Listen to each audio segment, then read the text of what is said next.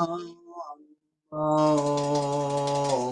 Vishnupadaya Krishna Prasthaya Bhutale Srimate Bhakti Vedanta Swami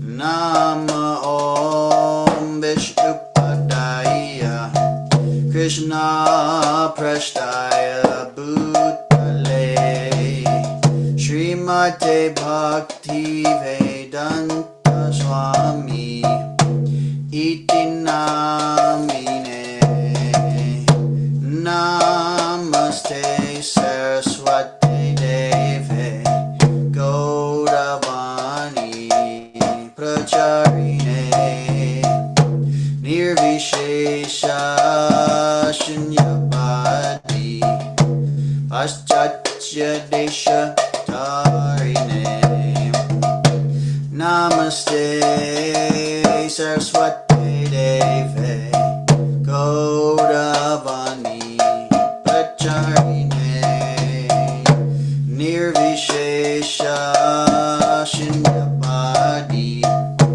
Paschatya Desha Tarine Shri Krishna Chaitanya Prabhu Nityananda Shri Advaita Gadadhar Shri Vasadi Gaura Bhakta Shri Krishna Chaitanya Prabhu Nityananda Shri Advaita Gadadhar Shri Vasadi Gaur Bhakta Shri Krishna Chaitanya Prabhu Nityananda Shri Advaita Gadadhar Shri Vasadi Gaura Bhakta Shri Krishna Chaitanya Prabhu Nityananda Shri Advaita Gadadhar Shri Vasadi Gaura Bhakta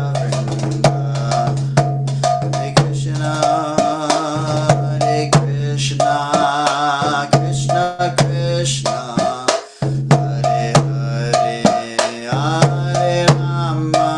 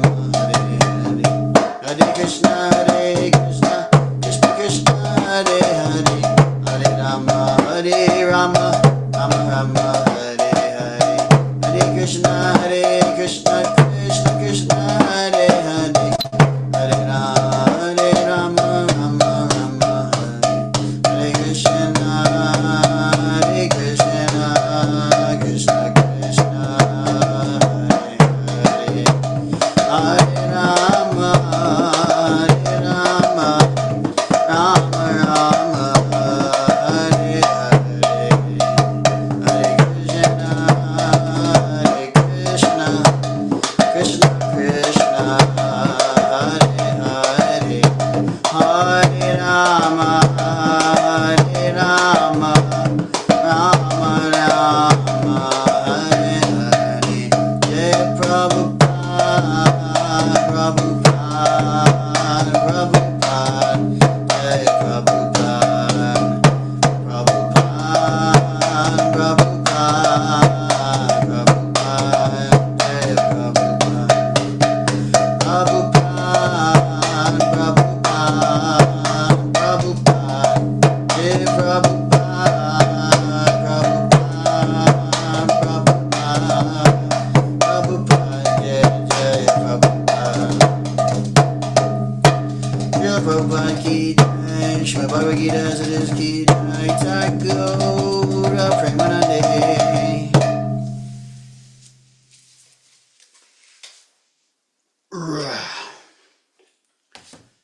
Hare Krishna. Welcome, all viewers, future viewers, to another daily reading. I am Pranata Karuna Das, and we are reading systematically Bhagavad Gita as it is. And today we are continuing where we left off, chapter 16 at text 6, 16:6. So, I'm going to start with our Mangalacharna prayers, which is like our invocation. And then I'll read starting at text 6 onward.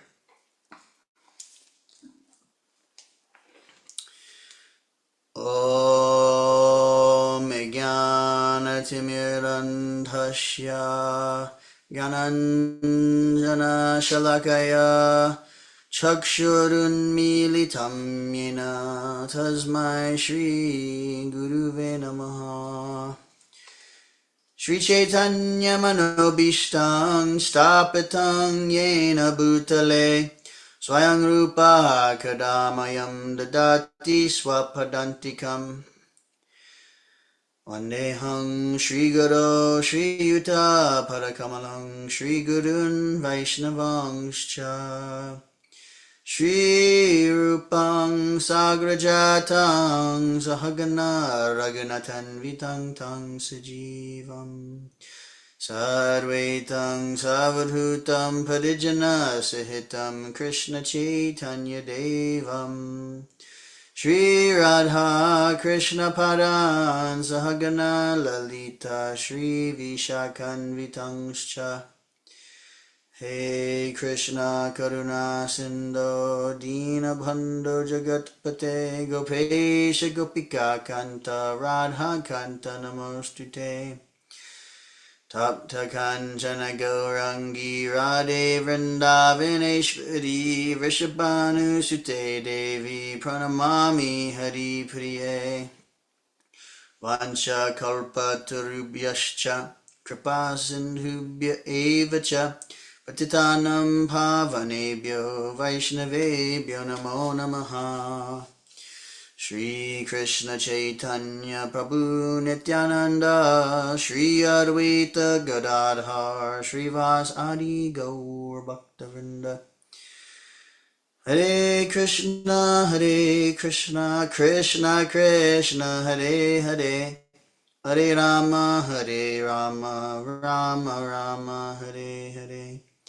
Hare Krishna Krishna Krishna Hare Hare Hare Rama Rama Rama Hare Hare. Hare Krishna Krishna Krishna Hare Hare Hare Rama Rama Rama Hare Hare. Hare Krishna Krishna Krishna Hare Hare, Hare Rama, Rama Rama Hare Hare.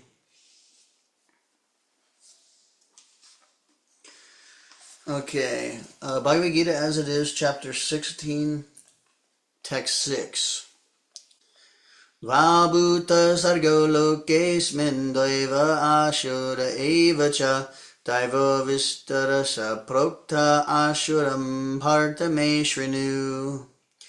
O son of Prita, in this world there are two kinds of created beings. One is called divine and the other demoniac. I have already explained to you at length the divine qualities. Now hear from me of the demoniac. Purport: Lord Krishna, having assured Arjuna that he was born with the divine qualities, is now describing the demoniac way. The conditioned living entities are divided into two classes in this world.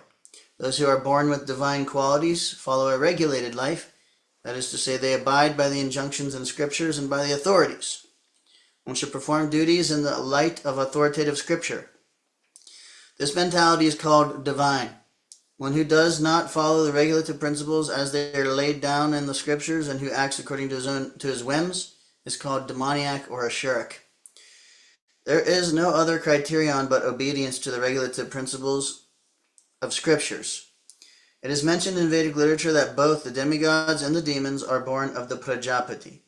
The only difference is that one class obeys the Vedic injunctions and the other does not. 7. Pravrittim cha nivrittim cha janana vidurashuraha nasaucham napi chacharo nasatyam teshu vidyate. Those who are demoniac do not know what is to be done and what is not to be done. Neither cleanliness nor proper behavior nor truth is found in them. Purport: in every civilized human society there is some set of scriptural rules and regulations which is followed from the beginning, especially among the Aryans, those who adopt the Vedic civilization and who are known as the most advanced civilized peoples. Those who do not follow their scriptural injunctions are supposed to be demons. Therefore it is stated here that the demons do not know the scriptural rules, nor do they have any inclination to follow them. Most of them do not know them, and even if some of them know, they have not the tendency to follow them. They have no faith, nor are they willing to act in terms of the Vedic injunctions. The demons are not clean, either externally or internally. One should always be careful to keep his body clean by bathing, brushing teeth, shaving, changing clothes, and so on. As far as internal cleanliness is concerned, one should always remember the holy names of God and chant Hare Krishna, Krishna Krishna, Hare Hare, Hare Rama, Rama Rama, Hare Hare. The demons neither like nor follow all these rules for external and internal cleanliness.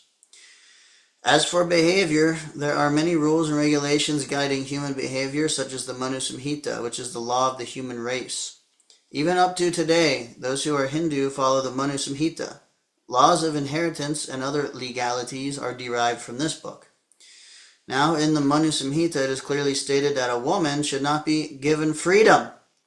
That does not mean that women are to be kept as slaves, but they are like children. Children are not given freedom, but that does not mean that they are kept as slaves. The demons have now neglected such injunctions, and they think that women should be given as much freedom as men. However, this has not improved the social condition of the world. Actually, a woman should be given protection at every stage of life. She should be given protection by the father in her younger days, by the husband in her youth, and by the grown-up sons in her old age. This is proper social behavior according to the Manu Samhita. But modern education has artificially devised a puffed-up concept of womanly life, and therefore marriage is practically now an imagination in human society. The social condition of women is thus not very good now, although those who are married are in a better condition than those who are proclaiming their so-called freedom. The demons, therefore, do not accept any instruction which is good for society, and because they do not follow the experience of great sages and the rules and regulations laid down by the sages, the social condition of the demoniac people is very miserable. Text 8. Asatyam apratishtam te jagadahuranishwaram aparaspara sambhutam kim anyat kama haitukam. They say that this world is unreal, with no foundation, no God in control. They say it is produced of sex desire and has no cause other than lust. Purport. The demonic conclude that the world is a phantasmagoria. There is no cause and effect, no controller, no purpose. Everything is unreal. They say that this cosmic manifestation arises due to chance, material actions, and reactions. They do not think that the world was created by God for a certain purpose. They have their own theory, that the world has come about in its own way and that there is no reason to believe that there is a God behind it. For them, there is no difference between spirit and matter, and they do not accept the Supreme Spirit. Everything is matter only, and the whole cosmos is supposed to be a mass of ignorance. According to them, everything is void, and whatever manifestation exists is due to our ignorance and perception. They take it for granted that all manifestation of diversity is a display of ignorance. Just as in a dream we may create so many things which actually have no existence. Then, when we are awake, we shall see that everything is simply a dream. But factually, although the demons say that life is a dream, they are very expert in enjoying this dream. And so, instead of acquiring knowledge, they become more and more implicated in their dreamland. They conclude that as a child is simply the result of sexual intercourse between man and woman, this world is born without any soul. For them, it is only a combination of matter that has produced the living entities, and there is no question of the existence of the soul. As many living creatures come out from perspiration and from a dead body without any cause, the whole living world has come out of the material combinations of the cosmic manifestation. Therefore, material nature is the cause of this manifestation, and there is no other cause. They do not believe in the words Krishna in Bhagavad Gita. Mayad yakshena prakriti suyate sacharacharam. Under my direction, the whole material world is moving. In other words, among the demons, there is no perfect knowledge of the creation of the world. Every one of them has some particular theory of his own. According to them, one interpretation of the scriptures is as good as another, for they do not believe in a standard understanding of the scriptural injunctions. It's nectar. Text 9. Etam drishtim avastabhya nistatmano pabudayah prabhavantyugra karmana kshayaya jagato hitaha. Following such conclusions, the demoniac, who are lost to themselves and who have no intelligence, engage in unbeneficial, horrible works meant to destroy the world. Purport. The demoniac are engaged in activities that will lead the world to destruction. The Lord states here that they are less intelligent. The materialists, who have no concept of God, think that they are advancing, but according to Bhagavad Gita, they are unintelligent and devoid of all sense. They try to enjoy this material world to the utmost limit, and therefore always engage in inventing something for sense gratification. Such materialistic inventions are considered to be advancement of human civilization, but the result is that people grow more and more violent and more cruel to animals and cruel to other human beings. They have no idea how to behave toward one another. Animal killing is very prominent amongst demoniac people. Such people are considered the enemies of the world because ultimately they will invent or create something which will bring destruction to all.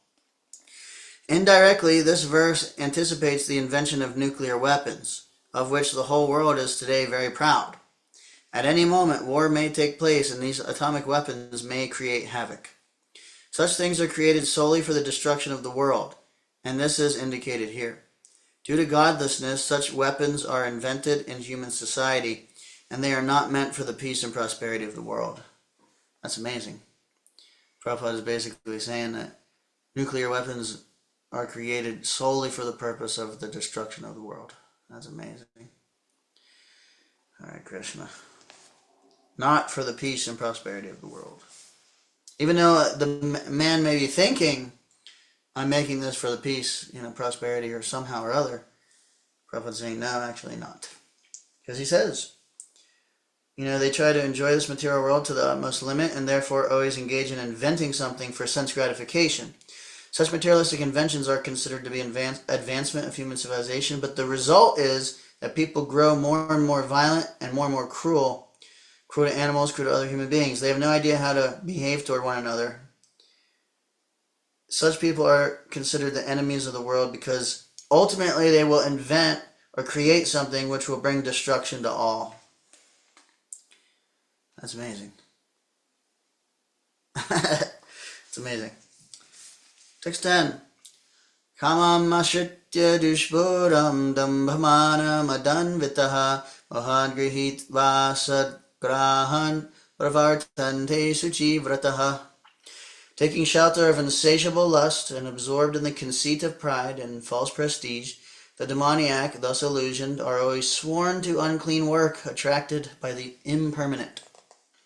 Purport. The demoniac mentality is described here. The demons have no satiation for their lust. They will go on increasing and increasing their insatiable desires for material enjoyment. Although they are always full of anxieties on account of accepting non-permanent things, they still continue to engage in such activities out of illusion. They have no knowledge and cannot tell that they are heading the wrong way. Accepting non-permanent things, such demoniac people create their own God, create their own hymns, and chant accordingly. The result is that they become more and more attracted to two things, sex enjoyment and accumulation of material wealth. The word asuchi vrataha, unclean vows, is very significant in this connection. Such demoniac people are only attracted by wine, women, gambling, and meat eating. Those are their asuchi, unclean habits. Induced by pride and false prestige, they create some principles of religion which are not approved by the Vedic injunctions. Although such demoniac people are most abominable in the world, by artificial means the world creates a false honor for them. Although they are gliding towards hell, they consider themselves very much advanced. Chintam aparimeyam cha pralayantam upashritaha kamopabhoga paramaitavaditi nishchitaha ashapasha shatar badha kamakrodha parayanaha ahante kamabhogartam manyani nartha sanchayan. They believe that to gratify the senses is the prime necessity of human civilization. Thus, until the end of life, their anxiety is immeasurable. Bound by a network of hundreds of thousands of desires and absorbed in lust and anger, they secure money by illegal means for sense gratification. Purport. The demoniac accept that the enjoyment of the senses is the ultimate goal of life, and this concept they maintain until death. They do not believe in life after death, and they do not believe that one takes on different types of bodies according to one's karma or activities in this world. Their plans for life are never unfinished, and they go on preparing plan after plan, all of which are never finished. We have personal experience of a person of such demoniac mentality who, even at the point of death, was requesting the physician to prolong his life for 4 years or more because his plans were not yet complete. Such foolish people do not know that a physician cannot prolong life even for a moment. When the notice is there, there is no consideration of the man's desire. The laws of nature do not allow a second beyond what one is destined to enjoy. The demoniac person who has no faith in God or the supersoul within himself performs all kinds of sinful activities simply for sense gratification. He does not know that there is a witness sitting within his heart. The supersoul is observing the activities of the individual soul. As it is stated in the Upanishads, there are two birds sitting in one tree. One is acting and enjoying or suffering the fruits of the branches, and the other is witnessing. But one who is demoniac has no knowledge of Vedic scripture, nor has he any faith. Therefore, he feels free to do anything for sense enjoyment, regardless of the consequences. Idam madhya maya labdham imam prapsye manoratam idam astidam api me bhavishyati punardhanam asamaya hata shatrur hanishye cha puranapi ishvaroham aham bhogi sadhoham bhalavan sukhi Adyobhi janavanasmi konyosti sadrisha maya yakshedashyami modishya ityagyana vimohitaha. The demoniac person thinks, so much wealth do I have today, and I will gain more according to my schemes. So much is mine now, and it will increase in the future more and more. He is my enemy, and I have killed him, and my other enemies will also be killed. I am the Lord of everything. I am the enjoyer. I am perfect, powerful, and happy. I am the richest man surrounded by aristocratic relatives. There is none so powerful and happy as I am. I shall perform sacrifices, I shall give some charity, and thus I shall rejoice. In this way, such persons are deluded by ignorance. Aneka chitta vibranta mohajala samavrataha prashakta kama bhogeshu patanti narakeshu cho. Thus perplexed by various anxieties and bound by a network of illusions, they become too strongly attached to sense enjoyment and fall down into hell. Purport: the demoniac man knows no limit to his desire to acquire money. That is unlimited. He thinks only of how much assessment he has just now and schemes to engage that stock of wealth further and further. For that reason, he does not hesitate to act in any sinful way and so deals in the black market for illegal gratification. He is enamored by the possessions he has already. He is enamored by the possessions he has already, such as land, family, house, and bank balance, and he is always planning to improve them. He believes in his own strength, and he does not know that whatever he is gaining is due to his past good deeds. He is given an opportunity to accumulate such things, but he has no conception of past causes. He simply thinks that all his massive wealth is due to his own endeavor. A demoniac person believes in the strength of his personal work, not in the law of karma. According to the law of karma, a man takes his birth in a high family or becomes rich or very well educated or very beautiful because of good work in the past. The demoniac think that all these things are accidental due to the strength of one's personal ability. They do not sense any arrangement behind all the varieties of people, beauty, and education. Anyone who comes into competition with such a demoniac man is his enemy. There are many demoniac people, and each is enemy to the others. This enmity becomes more and more deep between persons, then between families, then between societies, and at last between nations. Therefore, there is constant strife, war, and enmity all over the world. Each demoniac person thinks that he can live at the sacrifice of all others. Generally, a demoniac person thinks of himself as the supreme God, and a demoniac preacher tells his followers, "Why are you seeking God elsewhere? You are all yourselves God. Whatever you like, you can do. Don't believe in God. Throw away God. God is dead." These are the demoniac's preachings. Although the demoniac person sees others equally rich and influential, or even more so, he thinks that no one is richer than he and that no one is more influential than he. As far as promotion to the higher planetary system is concerned, he does not believe in performing yagyas or sacrifices. Demons think that they will manufacture their own process of yoga and prepare some machine by which they will be able to reach any higher planet. The best example of such a demoniac man was Ravana. He offered a program to the people by which he would prepare a staircase so that anyone could reach the heavenly planets without performing sacrifices, such as are prescribed in the Vedas. Similarly, in the present age, such demoniac men are striving to reach the higher planetary systems by mechanical arrangements. These are examples of bewilderment. The result is that, without their knowledge, they are gliding toward hell. Here the Sanskrit word mohajala is very significant. Jala means net, like fish caught in a net, so they have no way to come out. See here. 603. Read some more. Text 17. Sambhavita stabdha dhanamana madanvitaha yajante nama yagyaiste dampena vidhi purvakam. Self-complacent and always impudent, deluded by wealth and false prestige, they sometimes proudly perform sacrifices in name only, without following any rules or regulations. Purport: thinking themselves all in all, not caring for any authority or scripture, the demoniacs sometimes perform so-called religious or sacrificial rites. And since they do not believe in authority, they are very impudent. This is due to illusion caused by accumulating some wealth and false prestige. Sometimes such demons take up the role of preacher, mislead the people, and become known as religious reformers or as incarnations of God. They make a show of performing sacrifices, or they worship the demigods or manufacture their own god. Common men advertise them as God and worship them, and by the foolish they are considered advanced in the principles of religion or in the principles of spiritual knowledge. They take the dress of the renounced order of life and engage in all nonsense in that dress.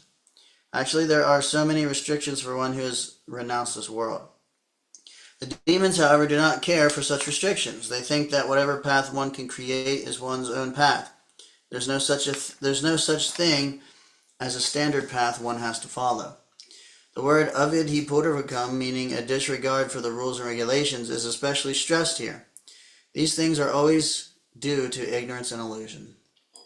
Avidhi purvakam. Avidhi purvakam. Text 18. Ahankaram balam darpam kamam krodham cha sangshitaha mamatma paradeheshu pradvishantobhya suyakaha. Bewildered by false ego, strength, pride, lust, and anger, the demons become envious of the Supreme Personality of Godhead, who is situated in their own bodies and in the bodies of others, and blaspheme against the real religion.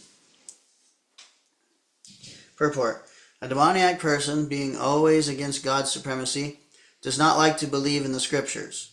He is envious of both the scriptures and the existence of the Supreme Personality of Godhead. This is caused by his so-called prestige and his accumulation of wealth and strength. He does not know that the present life is a preparation for the next life. Not knowing this, he is actually envious of his own self as well as of others. He commits violence on other bodies and on his own. He does not care for the supreme control of the personality of Godhead because he has no knowledge. Being envious of the scriptures and the Supreme Personality of Godhead, he puts forward false arguments against the existence of God and denies the scriptural authority. He thinks himself independent and powerful in every action. He thinks that since no one can equal him in strength, power, or wealth, he can act in any way and no one can stop him. If he has an enemy who might check the advancement of his sensual activities, he makes plans to cut him down by his own power. Tanaham dushita kruran samsareshu naradaman shapam yajashram asubhan asurishveva yonishu.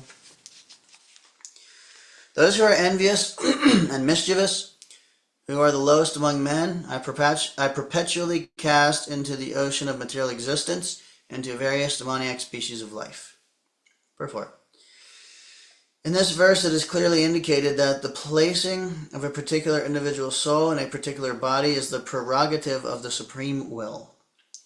The demoniac person may not agree to accept the supremacy of the Lord, and it is a fact that he may act according to his own whims. But his next birth will depend upon the decision of the Supreme Personality of Godhead and not on himself.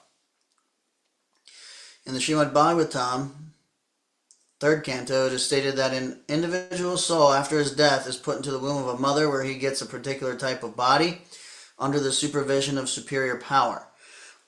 Therefore, in the material existence we find so many species of life, animals, insects, men, and so on.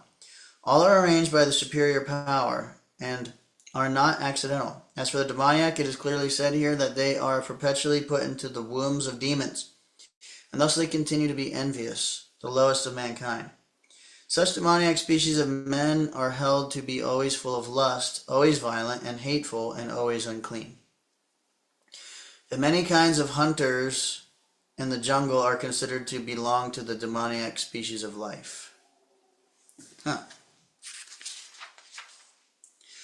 Asharimyanimapana mudha janmani janmani mamma prapya eva kaunteya tato yantya dhamham gatim. Attaining repeated birth amongst the species of demoniac life, O son of Kunti, such persons can never approach me. Gradually they sink down to the most abominable type of existence.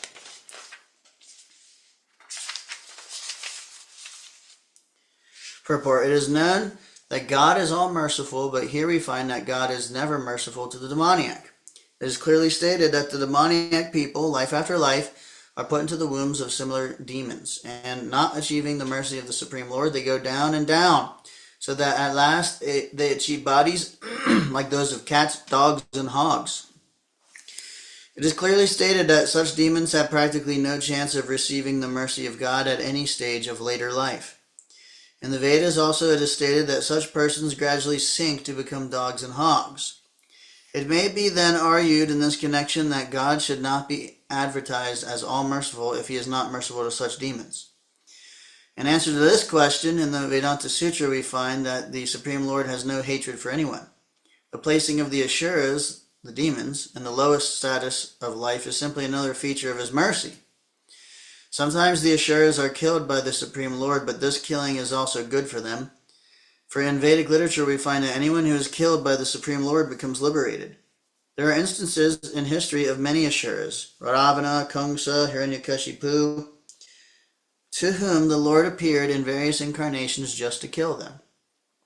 Therefore God's mercy is shown to the Asuras if they are fortunate enough to be killed by him. Trivedam nadakasyedam dwaram nasanamatmanaha kamakrodhastatalobhastasmare tatrayam tyajet. There are 3 gates leading to this hell: lust, anger, and greed. Every sane man should give these up, for they lead to the degradation of the soul. Purport.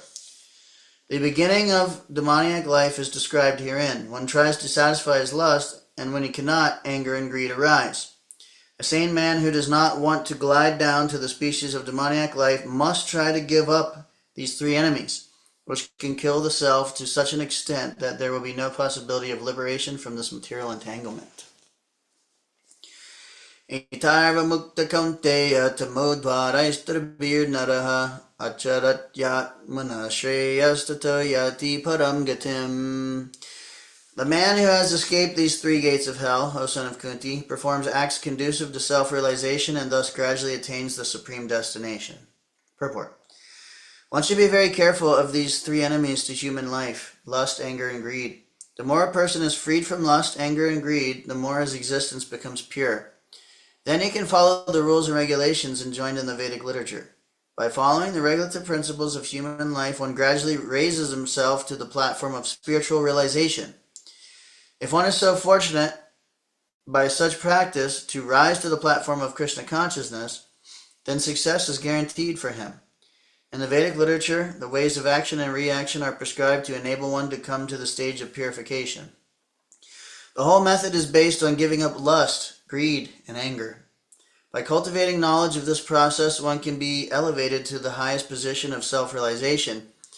This self-realization is perfected in devotional service. In that devotional service, the liberation of the conditioned soul is guaranteed. Therefore, according to the Vedic system, there are instituted the 4 orders of life and the 4 statuses of life, called the caste system and the spiritual order system. There are different rules and regulations for different castes or divisions of society, and if a person is able to follow them, he will be automatically raised to the highest platform of spiritual realization. Then he can have liberation without a doubt. Yashastra vidam utsrujya vartate kamakarataha nasasidhim avapnoti nasukam na param gatim. He who discards scriptural injunctions and acts according to his own whims attains neither perfection nor happiness nor the supreme destination. Purport. As described before, the Shastra Vidhi, or the direction of the Shastra, is given to the different castes and orders of human society. Everyone is expected to follow these rules and regulations. If one does not follow them and acts whimsically according to his lust, greed, and desire, then he never will be perfect in his life. In other words, a man may theoretically know all these things, but if he does not apply them in his own life, then he is to be known as the lowest of mankind. In the human form of life, a living entity is expected to be sane and to follow the regulations given for elevating his life to the highest platform. But if he does not follow them, then he degrades himself. But even if he follows the rules and regulations and moral principles and ultimately does not come to the stage of understanding the Supreme Lord, then all his knowledge becomes spoiled. And even if he accepts the existence of God, if he does not engage himself in the service of the Lord, his attempts are spoiled. Therefore, one should gradually raise himself to the platform of Krishna consciousness and devotional service. It is then and there that he can attain the highest perfectional stage, not otherwise. The word kama karitaha is very significant. A person who knowingly violates the rules acts in lust. He knows that this is forbidden, but still he acts. This is called acting whimsically. He knows that this should be done, but still he does not do it. Therefore he is called whimsical. Such persons are destined to be condemned by the Supreme Lord. Such persons cannot have the perfection which is meant for the human life. The human life is especially meant for purifying one's existence, and one who does not follow the rules and regulations cannot purify himself, nor can he attain the real stage of happiness. Jasmaschastam paramanam te karya karya vyavastito yadva shastra vidhanoktam karma kartum maharhasi. One should therefore understand what is duty and what is not duty by the regulations of the scriptures. Knowing such rules and regulations, one should act so that he may gradually be elevated. Purport. As stated in the 15th chapter, all the rules and regulations of the Vedas are meant for knowing Krishna. If one understands Krishna from the Bhagavad Gita and becomes situated in Krishna consciousness, engaging himself in devotional service, he has reached the highest perfection of knowledge offered by the Vedic literature. Lord Chaitanya Mahaprabhu made this process very easy. He asked people simply to chant Hare Krishna, Krishna Krishna, Hare Hare, Hare Rama, Rama Rama, Hare Hare, and to engage in the devotional service of the Lord and eat the remnants of foodstuff offered to the deity. One who is directly engaged in all these devotional activities is to be understood as having studied all Vedic literature. He has come to the conclusion perfectly. Of course, for the ordinary persons who are not in Krishna consciousness or who are not engaged in devotional service, what is to be done and what is not to be done must be decided by the injunctions of the Vedas. One should act accordingly without argument. That is called following the principles of Shastra or Scripture. Shastra is without the four principal defects that are visible in the conditioned soul: imperfect senses, the propensity for cheating, certainty of committing mistakes, and certainty of being illusioned. These four principal defects in conditioned life disqualify one from putting forth rules and regulations. Therefore, the rules and regulations as described in the Shastra, being above these defects, are accepted without alteration by all great saints, acharyas, and great souls. In India, there are many parties of spiritual understanding, generally classified as two, the impersonalist and the personalist. Both of them, however, lead their lives according to the principles of the Vedas. Without following the principles of the scriptures, one cannot elevate himself to the perfectional stage. One who actually, therefore, understands the purport of the Shastras is considered fortunate. In human society, aversion to the principles of understanding the Supreme Personality of Godhead is the cause of all fall-downs. That is the greatest offense of human life. Therefore, Maya, the immaterial energy of the Supreme Personality of Godhead, is always giving us trouble in the shape of the threefold miseries. This material energy is constituted of the three modes of material nature. One has to raise himself at least to the mode of goodness before the path to understanding the Supreme Lord can be opened. Without raising oneself to the standard of the mode of goodness, one remains in ignorance and passion, which are the cause of demoniac life. Those in the modes of passion and ignorance deride the scriptures, deride the holy man, and deride the proper understanding of the Supreme Personality of Godhead. They disobey the instructions of the spiritual master, and they do not care for the regulations of the scriptures. In spite of hearing the glories of devotional service, they are not attracted. Thus they manufacture their own way of elevation. These are some of the defects of human society which lead to the demoniac status of life. If, however, one is able to be guided by a proper and bona fide spiritual master who can lead one to the path of elevation, to the higher stage, then one's life becomes successful. Thus end the Bhaktivedanta purports to the 16th chapter of the Srimad Bhagavad Gita in the matter of the divine and demoniac qualities. Gauranga. Gauranga. Hey Krishna. Ooh, man. It's just starting to get good. Well, we don't have anyone online, so probably not much discussion today. For me, I'm just so grateful to have Prabhupada's books to try to hear, and I'm going to do a kirtan coming up here. If we can, maybe we'll go live. But thank you so much. All glories to Srila Prabhupada. Srila Prabhupada ki jai. Vanchakalpatarubhyascha kripa sindhubhya eva cha patitanam pavanebhyo vaishnavebhyo namo namaha. Anantakoti Vaishnavrinda ki jai. Hare Krishna. So I'm going to end it here. Thank you so much. Have a great day. Hare Krishna.